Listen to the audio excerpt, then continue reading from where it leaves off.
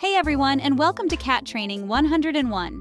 I'm here to tell you, training your cat can be one of the most rewarding things you do as a pet parent. It's not just about teaching cool tricks, it's about building a deeper bond with your feline friend. It's about understanding their language, their needs, and their quirks. Over these next few chapters, we're going to dive deep into the world of cat training. We'll unravel the mysteries of their behavior, learn how to set realistic expectations, and master the art of positive reinforcement. I'm talking about building a relationship based on trust and understanding. Forget everything you think you know about cats being untrainable. We're about to unlock their hidden potential. Remember, every cat is an individual, just like us. What works for one might not work for another. But with patience, consistency, and a whole lot of love, you'll be amazed at what you and your cat can achieve together. So let's embark on this journey together and turn your cat from a holy terror into a well-adjusted feline. Chapter 1. Understanding your cat. It's like reading hieroglyphics, but with more fur. Before we even think about teaching our cats to sit, stay, or fetch the newspaper, yeah, right, we need to learn their language. Cats communicate differently than us, and no, I don't mean they're secretly plotting world domination. Though I wouldn't rule it out. Pay attention to their tails. A twitching tail? That's cat for back off, man. I'm about to lose it. A straight up quivering tail? That's pure, unadulterated joy. And those slow blinks they give you? That's their way of saying, I trust you. You're cool in my book. Ears are another dead giveaway. Flattened ears mean fear or anxiety, while those radars swiveling around mean they're curious and alert. And let's not forget those meows. Sure, sometimes it's just for attention. But a meow can also mean hunger, pain, or even just a friendly hello there. Body language is key. A relaxed cat will be sprawled out like they own the place. A scared or anxious cat will be crouched low, trying to disappear. Knowing the difference can save you a trip to the emergency vet with a nasty scratch. Trust me on that one. Once you learn to decipher these subtle cues, you'll start to see the world through your cat's eyes. You'll understand their needs better, anticipate their moods, and build a bond that goes beyond just sharing a living space. It's about becoming fluent in cat, and trust me, it's a language you'll be glad you learned. Remember folks, we're not trying to dominate our cats. We're trying to work with them, to understand them, because a happy cat equals a happy human, and that's what it's all about. Chapter 2. Setting realistic expectations. This ain't no dog and pony show. Listen up, folks, because this is important. Cats are not dogs in disguise. They don't have the same need to please their humans. They're independent thinkers, free spirits, and they'll learn what they want when they want.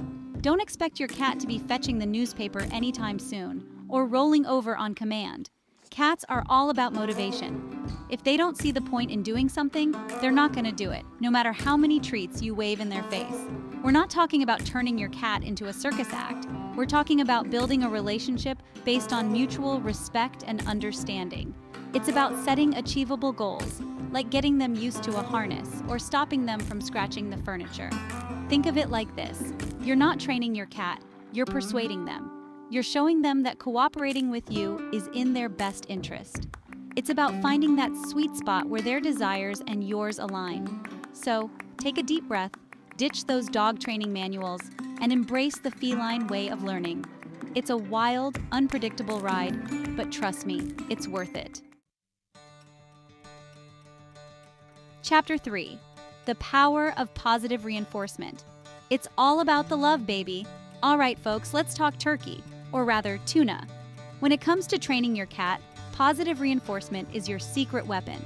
Forget about the old-school methods of punishment or yelling. That only creates fear and distrust. And who wants to live with a scaredy cat? Positive reinforcement is all about rewarding your cat for good behavior. Did they use the scratching post instead of your new sofa? Boom! Treat time! Did they come running when you called their name? Jackpot! Cuddles and praise galore. The key here is to make the reward immediate. Cats have the attention span of, well, a cat. If you wait too long to reward them, they won't connect the action with the reward. Consistency is key. Every time your cat exhibits the desired behavior, reward them. This reinforces the connection and makes them more likely to repeat the behavior. Remember, every cat is different. Some cats go bonkers for treats, while others are more motivated by praise or a quick playtime session. Experiment and find what makes your feline friend purr with delight. Positive reinforcement is not just about training. It's about building a loving and trusting bond with your furry companion. It's about showing them that you're on their team, that you want them to be happy and succeed. And trust me, there's no better feeling than seeing your cat thrive and knowing that you played a part in it. Chapter 4. Basic commands and tricks from zero to hero in a few easy steps. Maybe. All right, folks, now that we've got the basics down, let's talk about teaching your cat some cool commands. Now, I'm not saying your cat will be fetching your slippers anytime soon, but with patience and persistence, you can teach them some impressive tricks. Start with something simple, like sit. Hold a treat above their head, and as their little furry butts hit the ground, say, sit and give them the treat. Repeat this a few times a day, and before you know it, your cat will be striking a pose like a furry little yogi. Next up, come. This one's all about associating your voice with something positive. Call your cat's name in a happy, excited tone, and when they come running, shower them with praise, treats, or a quick playtime. High five is a classic crowd pleaser. Hold your hand out flat, and when your cat touches it with their paw, reward them with a treat. With enough practice, you'll have your very own furry high five champion. Remember, patience is key. Cats learn at their own pace, and some may pick up commands faster than others. Don't get discouraged if your cat doesn't turn into a feline Einstein overnight. The most important thing is to keep the training sessions short and fun. Cats have short attention spans, so keep it snappy and end on a positive note. And remember, always use positive reinforcement. Teaching your cat tricks is not just about impressing your friends. It's about mental stimulation and strengthening your bond. So grab some treats, put on your patient pants, and let's get training. Chapter 5. Litter box training, avoiding landmines, one perfect poop at a time. Let's face it, folks, nobody wants to talk about litter boxes, but it's a necessary evil when it comes to our feline overlords. The good news is, most cats are naturally inclined to bury their business, but sometimes they need a little guidance. First things first, choose the right litter box.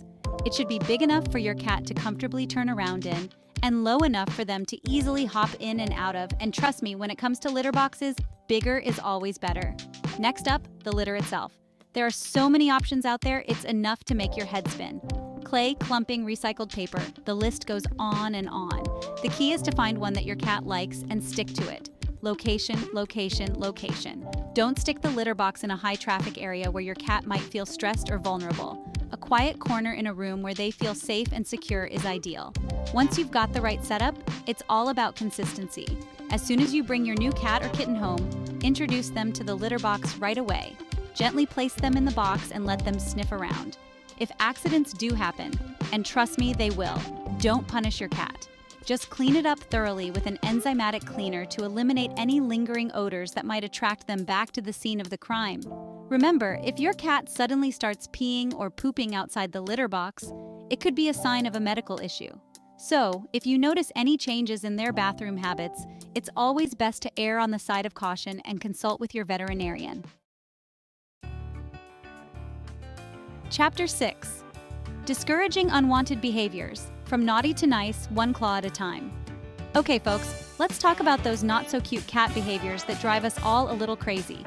We're talking scratching furniture, chewing on cords, and those 3 a.m. zoomies that leave you feeling like you've just survived a natural disaster. First rule of thumb, never, ever punish your cat physically. It's cruel, it's ineffective, and it'll only damage your bond. Remember, cats don't understand punishment. They only understand consistency and positive reinforcement. So how do we deal with these unwanted behaviors? Redirection is your best friend. If your cat is scratching the furniture, provide them with a scratching post that's more appealing. Sprinkle it with catnip, hang some toys on it, make it the hottest spot in town. Chewing on cords? Make sure they're hidden or covered with a bitter apple spray. Cats hate the taste and will quickly learn to avoid those tempting wires. And those nighttime zoomies? Tire them out with interactive play sessions before bedtime. Consistency is key. Every time your cat exhibits the unwanted behavior, redirect them to the appropriate outlet. And remember to reward them when they make good choices. Remember, cats aren't trying to be jerks, most of the time. They're just following their instincts. Our job is to understand those instincts and provide them with acceptable outlets. Chapter 7. Socialization and handling, Raising a well-adjusted feline, one head scratch at a time. Listen up, folks, because this chapter is all about raising a well-adjusted feline. Socialization and handling are crucial, especially for kittens, but even adult cats can benefit from some positive social interaction. Start early. The sooner you introduce your kitten or cat to a variety of sights, sounds, smells, and people, the more adaptable and confident they'll become. Think of it like building their feline resume for the world. Keep it positive. Make sure every new experience is associated with something positive, like treats, praise, or play. This will help your cat develop positive associations with new situations and people. Handle with care. Get your cat used to being touched all over their body, from their paws to their tail. This will make things like vet visits and grooming sessions much less stressful for both of you. Gradual is the key. Don't overwhelm your cat with too much stimulation all at once. Start with short, positive interactions and gradually increase the duration and intensity as your cat becomes more comfortable. Remember, every cat is different. Some cats are social butterflies, while others are more introverted. Don't force your cat to interact if they're showing signs of stress or fear. Respect their boundaries and let them approach new situations at their own pace. A well-socialized cat is a happy cat. They're more confident, less stressed, and a joy to be around. So, put in the effort early on, and you'll reap the rewards for years to come. All right, folks, let's talk about the two most important tools in your cat training arsenal: consistency and patience. These are your secret weapons, your magic wands, your keys to the kingdom of feline obedience, or at least feline cooperation. Consistency is key. Cats thrive on routine. They need to know what to expect, when to expect it, and what's expected of them. So, once you've established a rule, stick to it. No bending, no breaking, no exceptions. Use the same commands, the same tone of voice, the same rewards every single time. Remember, we're not just training our cats, we're training ourselves to be consistent and predictable. Now let's talk about patience, the Jedi master of all cat training virtues. Cats learn at their own pace, in their own time, and on their own terms. There will be setbacks, there will be frustrations, there will be moments where you want to tear your hair out. Take a deep breath, count to 10, and remember that you're dealing with a creature who thinks a cardboard box is the pinnacle of entertainment. Celebrate the small victories, no matter how insignificant they may seem. A tail twitch, a head boop, a slow blink. These are all signs that your message is getting through. Remember, Rome wasn't built in a day, and neither is a well-trained cat. But with consistency, patience, and a whole lot of love, you'll get there. All right, folks, let's get real for a moment. As much as we'd love to believe we can train our cats to do anything, the truth is there are limitations. Not every cat is going to be a star pupil. Some cats are just hardwired differently, and that's okay. If you're struggling with a particular behavior issue, don't be afraid to seek professional help. A certified cat behaviorist or a veterinarian specializing in feline behavior can help you identify the root of the problem and develop a customized plan to address it. Sometimes, unwanted behaviors can be a sign of an underlying medical condition.